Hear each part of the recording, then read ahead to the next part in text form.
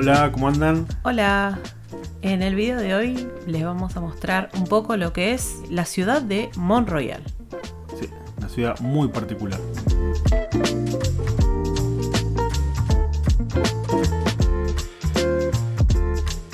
Mont-Royal es una próspera ciudad suburbana en la isla de Montreal, al lado justamente de lo que es el Mont-Royal, el monte, ¿no? Y aparte el centro de Montreal, ¿no? Está al noreste del centro de Montreal.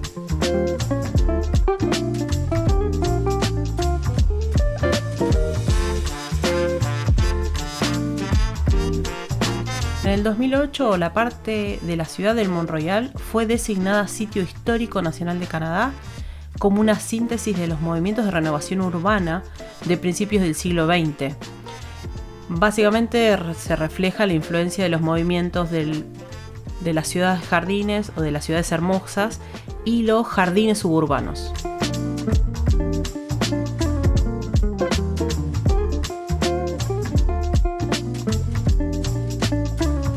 La ciudad de Mont-Royal, o abreviado TMR de Mont-Royal, fue fundada en 1912.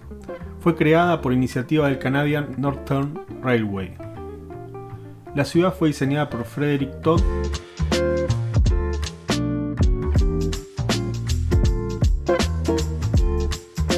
e incorporó muchos aspectos del movimiento Ciudad Jardín, justamente el que decía Nadia, así como algunos elementos del movimiento Ciudad Hermosa anterior en su diseño.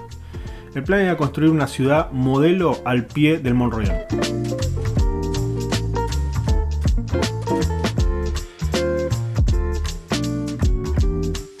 La ciudad de Mont-Royal siempre fue una comunidad de altos ingresos y en la década de 1960 la población era mayoritariamente anglófona.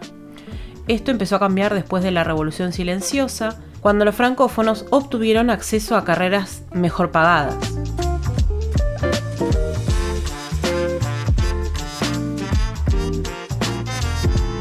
La ciudad se hizo popular y hoy la comunidad es 46% francófona y hogar de una importante población canadiense, árabe y asiática.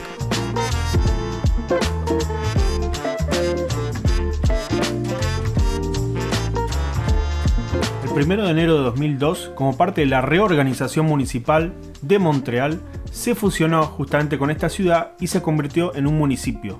Sin embargo, después de un cambio de gobierno y un referéndum en 2004, se reconstituyó como ciudad independiente el 1 de enero de 2006.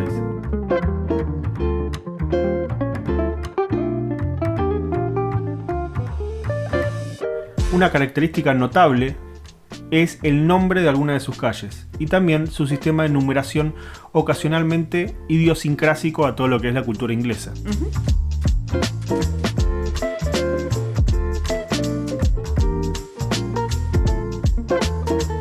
Algunas calles que atraviesan la ciudad pueden tener dos nombres en cualquier idioma, ya sea francés o inglés. Lo mismo que la denominación, ¿no?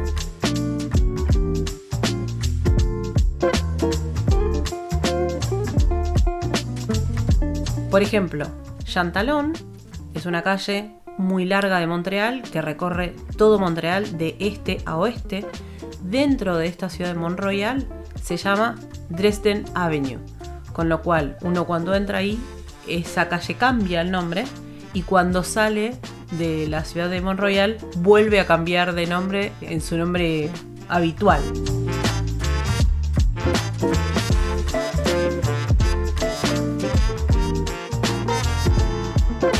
Este tipo de cambio en el sistema de numeración de las calles también ocurre en las más pequeñas, las cuales son compartidas por el resto de la ciudad de Montreal y la ciudad de Mont-Royal.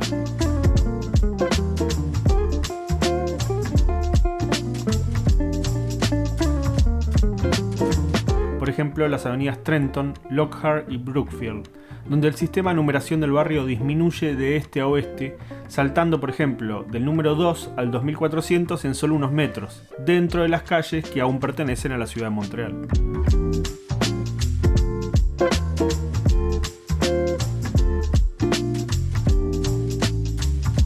En todo el paisaje se pueden observar las casas estilo inglés, las construcciones, ¿no? Sí. lo cual no se ve en otros puntos de la ciudad de Montreal.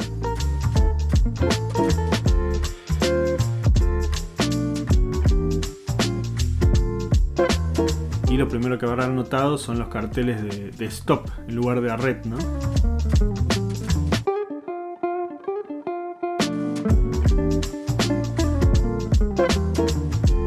Estos son los paisajes típicos que se hacen en las películas. Sí, los típicos barrios ingleses, como quien dice. Claro.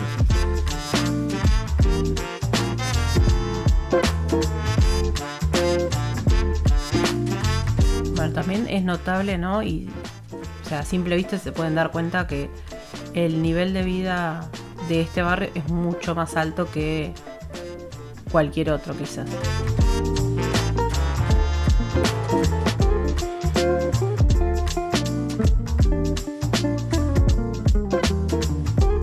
Que no deja de tener sus obras también, ¿no? Los cartelitos naranjas famosos, ahí está el stop. Y esos carteles de obra de construcción sí dicen Rue Barré, o sea, están escritos en francés. En eso no cambia, digamos. Pero bueno, después todo el resto de la visual y la vibra que tiene el barrio, o sea, da todo para el lado inglés.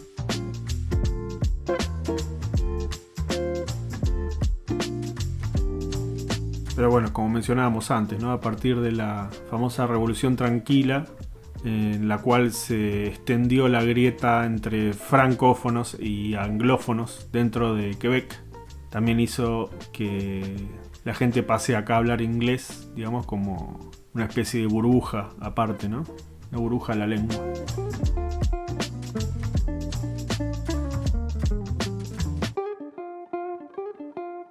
Revolución Tranquille, en francés, fue el proceso de modernización y secularización de Quebec, la provincia francófona de Canadá.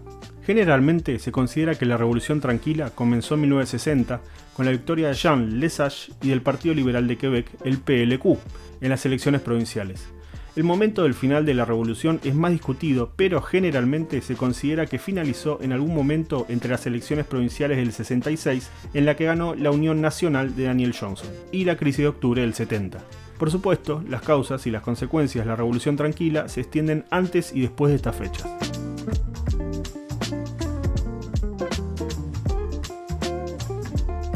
Aunque Quebec ya era una provincia moderna en un sentido práctico, siendo como era el principal motor industrial de Canadá, estaba social y políticamente atrasada en comparación con el resto del país y de América del Norte. La revolución consiguió poner a la sociedad quebecoa en pie de igualdad con el resto de la sociedad norteamericana, impulsando el desarrollo económico-cultural de Quebec y, en consecuencia, permitiendo el nacimiento del nacionalismo quebecois moderno.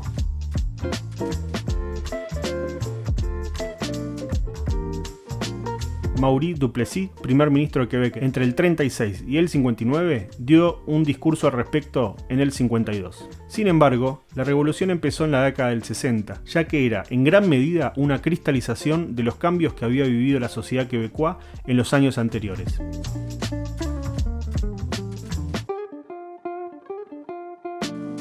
Quebec salió de la Segunda Guerra Mundial como una sociedad dividida, tal y como sucedió con la Primera Guerra Mundial.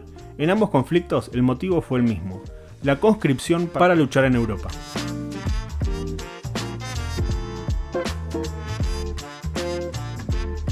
Los quebecois se habían mostrado abrumadoramente en contra de la idea de luchar en un ejército en el cual serían automáticamente marginados por hablar en francés, dado que el uso del radio exigía fluidez en la lengua inglesa, y en una guerra que a muchos les resultaba indiferente.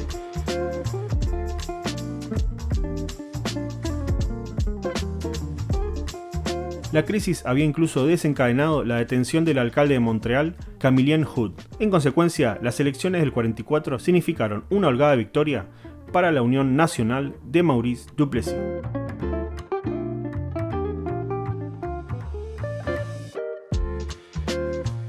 Los gobiernos de Duplessis se caracterizaron por su desdén hacia la oposición, su uso indiscriminado de mecanismos tipo cacique, de su ferviente anticomunismo, de su represión contra el movimiento sindical y de la restricción al acceso al sistema educativo.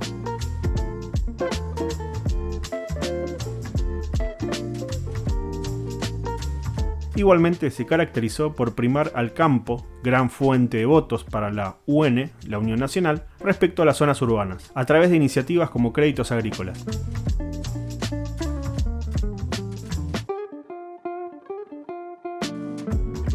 La influencia de la Iglesia Católica, que ya era enorme en Quebec, se intensificó todavía más. Todos estos factores sumados hacen que el periodo de 15 años de gobierno de Duplessis sea conocido como la Grande Noirceur, la gran oscuridad, por gran parte de la sociedad.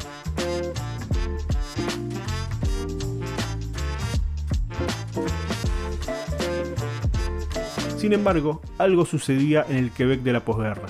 Sectores del nacionalismo quebecois se apartaban progresivamente de sus bases nacionalistas en el sentido estricto de la palabra y en muchos casos abiertamente racistas para adoptar posiciones cada vez más de izquierda. Al mismo tiempo aumentaba la conciencia de la poca importancia de los franco-canadienses en la economía y cultura de Quebec. La mayoría de las empresas de esta provincia, al ser un mercado pequeño y abierto, eran de capital estadounidense, británico o anglo-canadiense. La Iglesia Católica Quebecois, cuya posición era en aquel momento aparentemente monolítica, empezó a fragmentarse en su apoyo a Duplessis y al capital procedente del Reino Unido y Estados Unidos.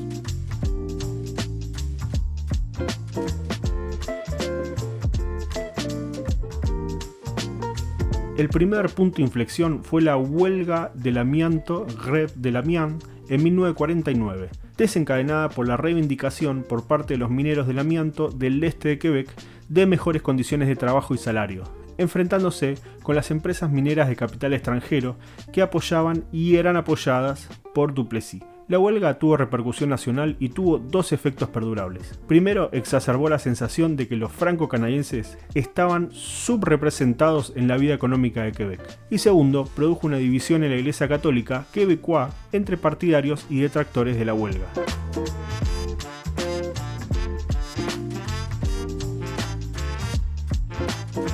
Esta huelga también dio a conocer figuras que posteriormente serían importantes en la historia de Quebec y de Canadá. Entre ellas, el primer ministro canadiense, Pierre Elliott Trudeau.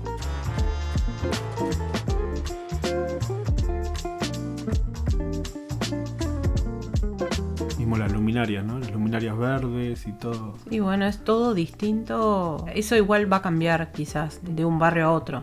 Y sobre todo si el nivel adquisitivo es aún mayor.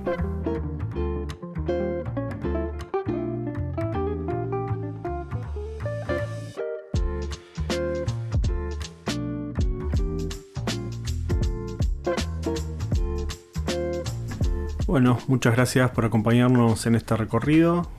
Si les gustó, denle like, compartan, suscríbanse a nuestro canal. Estamos en todas las redes sociales como Modo Ríos Medina. Y les recuerdo que publicamos videos de jueves a domingo. Así que bueno, será hasta la próxima. Bye.